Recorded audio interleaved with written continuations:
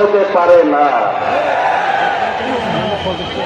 এটাই হচ্ছে কারণ সন্ত্রাসী যে হোক, তার কোন দল নেই, কার কোন ধর্ম নেই, সে হচ্ছে সন্ত্রাসী। আমি আলী হত্যার পর বলেছিলাম যে সন্ত্রাসীদের কোন দল থাকতে পারে না, কোন ধর্ম থাকতে পারে না। সন্ত্রাসী হচ্ছে সন্ত্রাসী। তাদেরকে বিচার বিভাগের আওতায় আইনের হাতে তুলে দিয়ে তাদের বিচার করতে হবে।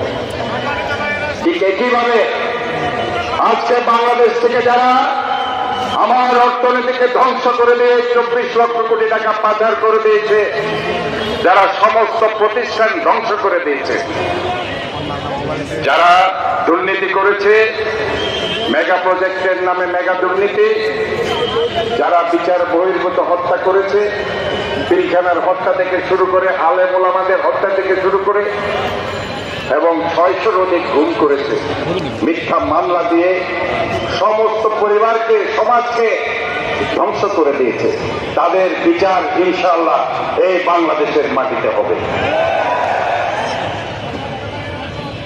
আমি আজকে বক্তব্য আর বাড়াবো না, আমি শুধু এইটুকু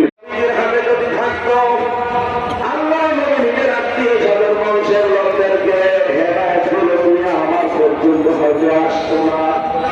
আল্লাহ নিজের হাতে রেখেছেন, আমার বাবা আবু হুরায়রাকে আল্লাহ যে পথ দেখিয়েছে, এই জন্য আমি আনন্দে হাসতেছি। বলেন সুবহানাল্লাহ। চট্টগ্রামবাসী, আমি কথাটাই হাদিস থেকে তুলে আনতে চাই, যেখানে কোরআন নেই ওখানে যদি আপনি ভালো হওয়ার নিয়ত থাকেন, আপনাকে খারাপ পানবে যদি হামজা